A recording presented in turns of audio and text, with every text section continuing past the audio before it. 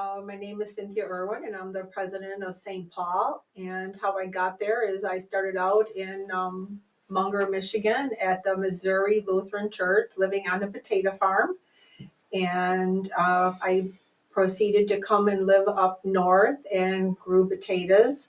And then we were looking for a church. Mhm. And when we walked into St. Paul, there was a beautiful lady named Vivian Schutte come right up to me and said, "Hi, my name's Vivian. What's yours? And welcome." And she was so kind. And we said, "This is the church," because of the kindness. And then we proceeded to raise our family and baptize our children and confirm our children. And now I'm sitting here as went from the property of St. Paul and into being president.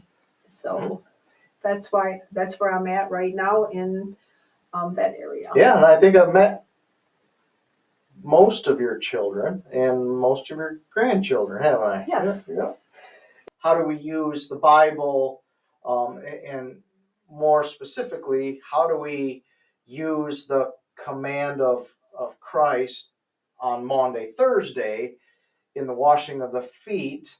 How do we use that command to love one another as peace building within your own self, within the community of All Gray, and in the congregation of St. Paul?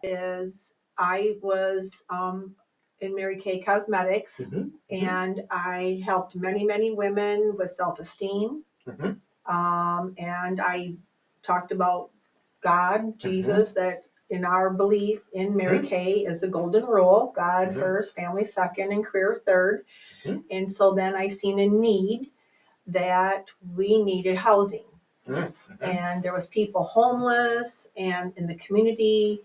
And I had a guy that took me under his wing, Jerry Hollenbeck, and he showed me how to purchase houses, and we took it from there, and we helped people from going to this clothing where it takes a village and pick up clothing and sometimes underwear and socks for children, for the needy that are renters. Yeah. So we're out there helping many people, taking them from homeless from a couch or from a tent, or living in. We just took one in. They were living in their truck, and we got them a place. You don't want to power over people. You want to power with them. So it's called power up. And what you do is you include them. We have a Welka in our church, and we do it's like a cookie spreadsheet where we have our specific that they've had all since the church opened. Their noodles are peanut brittle. And then we added some other beautiful items on there, and we just get together and we have fun as a power up. And just lift people up as we go. And you do know that when you have 5 friends in a church, you just want to be a part of it. Yeah. How do you understand Maundy, Thursday, or the command day, where Jesus washes the feet of the disciples? How do you, first of all, do you have any experiences that you would like to talk about as far as being part of a foot washing service, or not? That's okay too. Or metaphorically, how do you see St. Paul Lutheran Church washing the feet of those in the community as the leader of that? I was part of it, and I didn't want my feet washed. And but being in the community is very huge because people need to be touched mentally, emotionally, with smiles, being happy. And it's very important that it is huge that the feet washing of the community is pretty deep, especially right now after COVID. Yeah, because I've done numerous foot washing services over the decades that I've been a pastor. And that's interesting. I never seen this until I came to All Gray. I mean, I was raised through the Sunday school in Munger, Michigan, at a church, Missouri Synod, and never ever heard No. of foot washing. I heard the Maundy Thursday, and so it was quite a new experience. So if you grow Yeah. up with it and Mhm. you're brought into it early, I can see. Yeah, yeah, and I mean, I've done a dozen different ways, and one of the years, this is my own personal experience, a child came up. The child was the first one to come up, and so I washed the child's feet, and of course they were like, hee, tickle, tickle, tickle, right?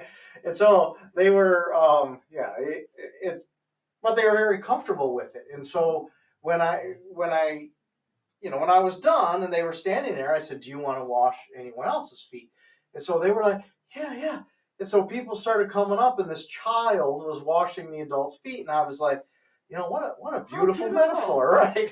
Oh my gosh! Yeah. I wish I would have grew up with it. Right. And so, very powerful. Another one where I was at camp, a summer camp, and they were doing the Passion.